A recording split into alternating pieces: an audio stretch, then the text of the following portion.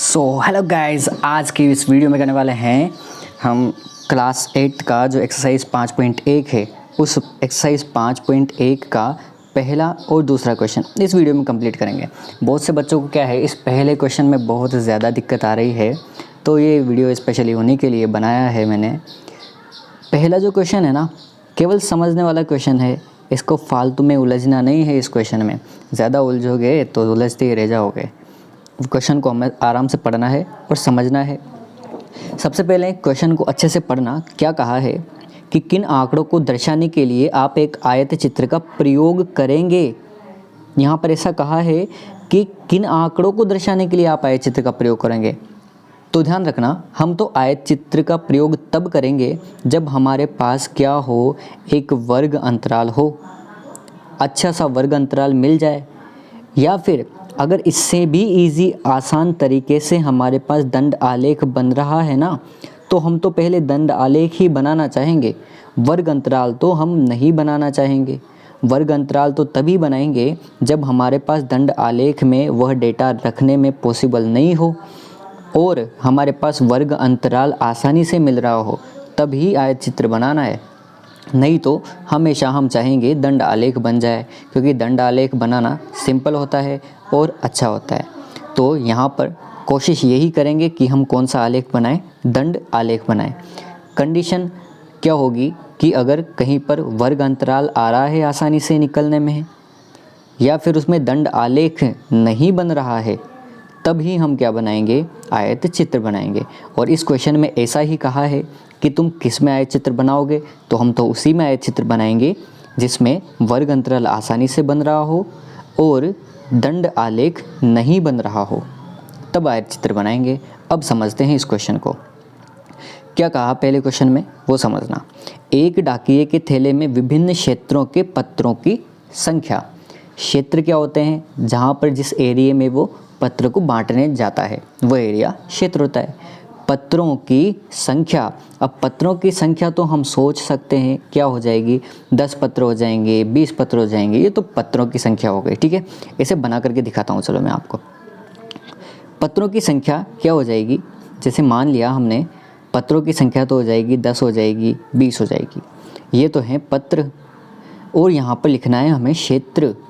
अब क्षेत्र को मैंने कहा पहले तो हमें यही देखना है कि दंड आलेख बन रहा है या नहीं बन रहा।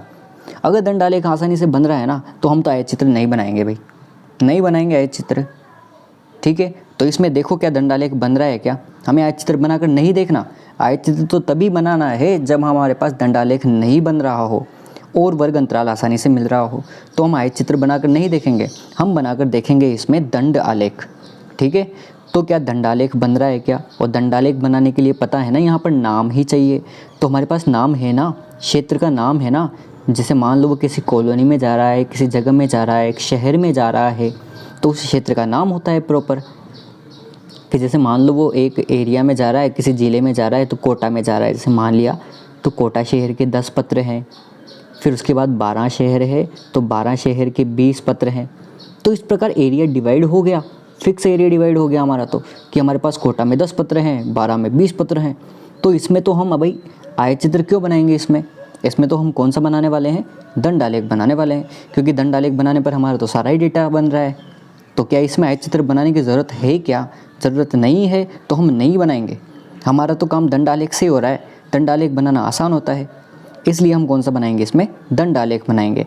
क्यों बनाएंगे, जैसे मैंने बताया कि कोटा यहाँ आ जाएगा, जैसे मान लो कोटा आ गया, यहाँ पर 12 आ जाएगा, इसका दंड यहाँ पर 10 थे, 10 पत्र थे, इसके 20 पत्र थे, तो ये लो बन जाएगा तुम्हारा दंड आलेख। क्यों नहीं बनेगा बताओ। और जब दंड आलेख बन रहा है ना, तो हम आयत चित्र बिल्कुल नहीं बनाएंगे, इस बात का ध्यान रखना। तो पहले तुम्हें दंड आलेख बनाकर ही देखना है, क्या दंड आलेख बन रहा है, क्या बन रहा है दंड आलेख इसमें, और दंड आलेख बन रहा है तो हम आयत चित्र नहीं बनाएंगे। तो क्या इसमें आयत चित्र बनाओगे क्या, पहले में आयत चित्र नहीं बनाएंगे, साफ मना है। ठीक है, दूसरा क्वेश्चन समझना। दूसरे में क्या कहा, किसी खेलकूद प्रतियोगिता में प्रत्याशियों की ऊंचाइयाँ। ऐसे समझना, खेलकूद प्रतियोगिता होती है, प्रत्याशियों की ऊंचाई होती है उसमें। ठीक है,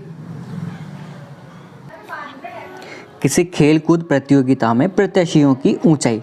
अब प्रत्याशियों की ऊंचाई क्या होती है उसे समझना। ध्यान रखना, जो प्रत्याशियों की ऊंचाई होती है ना, ऊंचाई का मतलब उनकी हाइट कितनी है।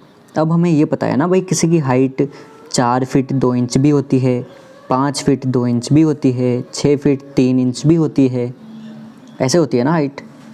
तो जैसे मान लो मैं लिखूँ यहाँ पर, वही टेबल बनाने की कोशिश करेंगे जो दंडालेख के लिए बनती है। टेबल बनाने की कोशिश करी, मैं लिखता हूँ 4.2 हाइट वाले 5 प्रत्याशी हैं, 4.3 हाइट वाले 6 प्रत्याशी हैं, 4.4 वाले 7 प्रत्याशी हैं। तो फिर ऐसे कहाँ तक लिखते जाओगे तुम, कहाँ तक लिखोगे बताओ।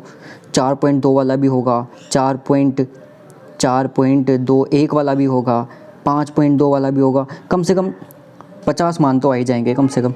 तो 50 मान वाली टेबल बनाओगे क्या? सोचने वाली बात है ना, नहीं बनाएंगे ना इसमें। तो हम क्या करते हैं, इसको वर्ग अंतराल के रूप में लिखने की कोशिश करते हैं। ज़रूरी तो नहीं है ना कि हम दंड आलेख ही बना रहे हैं, लेकिन जैसा कि मैंने कहा पहले दंड आलेख ही बनाने की कोशिश करनी है, क्योंकि दंड आलेख सिंपल होता है। दंड आलेख नहीं बन रहा है ना, तभी हमें आयत चित्र पर जाना है। तो इसमें दंड आलेख नहीं बन रहा, या फिर बन भी रहा है तो बहुत हार्ड है, क्योंकि हम उसको पूरी ऊंचाई को नहीं दर्शा पा रहे हैं। ठीक है, अब इसमें बनाने की कोशिश करते हैं हम क्या, आयत चित्र। आयत चित्र के लिए भी वही टेबल बनाएंगे। तो हमने क्या सोचा कि 3 से 4 फीट वाले जितने भी व्यक्ति हैं ना, उनकी संख्या लिख सकते हैं हम। तो कि 3 से 4 फीट वाले 5 व्यक्ति हैं, 5 प्रत्याशी हैं। 4 से 5 फीट वाले 9 प्रत्याशी हैं। 5 से 6 फीट वाले 10 प्रत्याशी हैं। तो इस प्रकार तो लिख सकते हैं ना हम इसको, ऐसे वर्ग अंतराल के रूप में, कि भाई 3 से 4 के बीच में जितने भी हैं ना उनकी संख्या 5 है, 4 से 5 के बीच में जितने भी हैं उनकी संख्या 9 है, 5 से 6 के बीच वालों की संख्या 10 है। तो आराम से डिवाइड हो रहा है ना ये तो। अब ये बताओ ये क्या है, वर्ग अंतराल है। और जैसा कि मैंने कहा कि अगर किसी में वर्ग अंतराल आ रहा है ना, तो हम उसमें कौन सा चित्र बनाएंगे, आयत चित्र बनाएंगे। अब आया नहीं आया होगा समझ में, आयत चित्र बनाएंगे किस में, जिसमें वर्ग अंतराल हमारा आ रहा होगा। तो इसमें वर्ग अंतराल मिल रहा है हमें, तो इसमें कौन सा बनाएंगे, आयत चित्र बनाएंगे। तो ऑप्शन नंबर बी में हम क्या बनाएंगे, आयत चित्र बनाएंगे। इनमें लिखना क्या है वो मैं तुम्हें अभी आगे बता दूंगा, किस किस क्वेश्चन में तुम्हें किस प्रकार लाइन लिखनी है। अभी के लिए केवल समझ लो और वीडियो के एंड तक बने रहो, ताकि वो जो लाइनें हैं वो मैं तुम्हें समझा दूँ बाद में। तीसरा क्वेश्चन समझना फिर आराम से। 5 कंपनियों द्वारा निर्मित कैसेटों की संख्या, इसे बनाकर देखते हैं। जैसा मैंने कहा पहले तुम्हें दंड आलेख ही बनाकर देखना है, तो दंड आलेख बनाने की कोशिश कर रहे हैं भाई हम। तो ये दंड आलेख बनाने के लिए टेबल बनाने की कोशिश करी। 5 कंपनियां ही तो है ना, तो 5 कंपनी के कुछ नाम होंगे, तो मैंने मान लिया उनका नाम ABCDE, कुछ भी नाम हो सकता है ना, तो नाम लिख दिया। कैसेटों की संख्या, ए कंपनी ने 10 कैसेट बनाए, बी कंपनी ने 20 बनाए, सी कंपनी ने 30 बनाए, 40 बनाए, इसने 50 बनाए। ये लो, ये तो बन जाएगी टेबल ऐसे। और ऐसे टेबल बन रही है, तो बताओ इसमें ज़रूरत पड़ी क्या हमें आयत चित्र बनाने की? ज़रूरत नहीं पड़ी ना, इसमें तो दंड आलेख में ही काम हो गया हमारा, तो हम क्यों आयत चित्र बनाने लगे? तो क्या इसमें आयत चित्र बनाओगे क्या? बहुत ही सिंपल है ना, आयत चित्र नहीं बनाएंगे इसमें तो हमारा काम किस में हो रहा है, दंड आलेख बनाने में ही हो रहा है। तो ऑप्शन नंबर सी में भी आयत चित्र नहीं बनाना है हमें। चौथा क्वेश्चन समझना। किसी स्टेशन पर प्रातः 7 बजे से शाम को 7 बजे तक रेलगाड़ियों से जाने वाले यात्रियों की संख्या। मतलब एक तरफ तो क्या है, टेबल में समय है, एक तरफ तो टाइम है।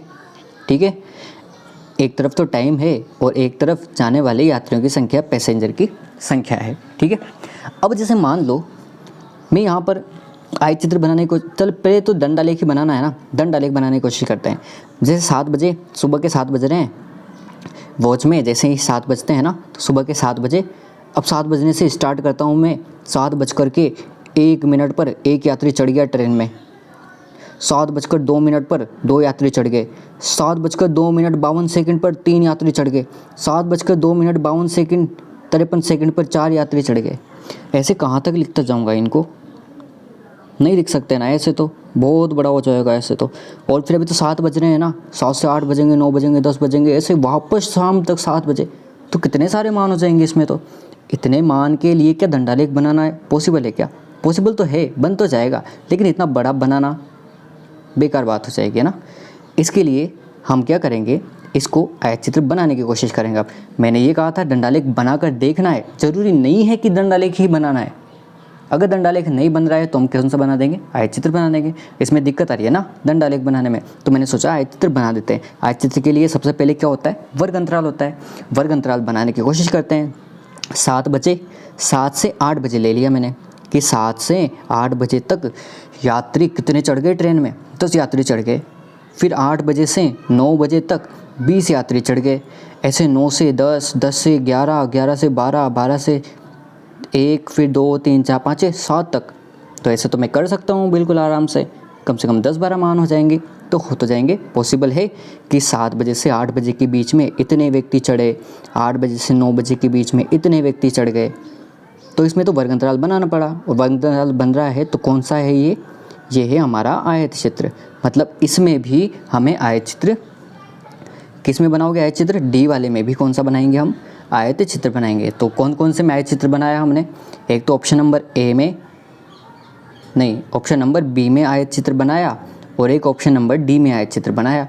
और बाकी में तो बनाने की ज़रूरत ही नहीं है, बाकी में तो दंडालेख से काम हो गया। लिखना क्या है वो देखना आगे। पहला जो क्वेश्चन था उसे समझना। एक डाकिए के थैले में विभिन्न पत्रों के क्षेत्रों की संख्या, इसे लिखोगे कैसे वो समझो। इसे आयत चित्र द्वारा प्रदर्शित नहीं किया जा सकता क्योंकि डाकिए के थैले में उपलब्ध पत्रों को दंडालेख पर द्वारा प्रदर्शित किया जा सकता है। अभी मैंने बनाकर बताया था ना तुम्हें, दंडालेख बन रहा था आसानी से। तो जब बनाया जा सकता है ताकि विशेष क्षेत्रों के पत्रों की संख्या को दर्शाया जा सके। जब दंडालेख बन रहा है तो हम उसमें आयत चित्र नहीं बनाएंगे। इसका स्क्रीनशॉट लेकर के लिख लेना है इसे आराम से। बी वाला पढ़ो, किसी खेलकूद प्रतियोगिता में प्रत्याशियों की ऊंचाई, तो हाँ प्रत्याशियों की ऊंचाई को आयत चित्र के द्वारा दर्शाया जा सकता है जिनके बीच उपयुक्त वर्ग अंतराल होगा और प्रत्याशियों की ऊंचाई को आसानी से पता किया जा सकेगा। दूसरे में ये आंसर लिखना है तुम्हें।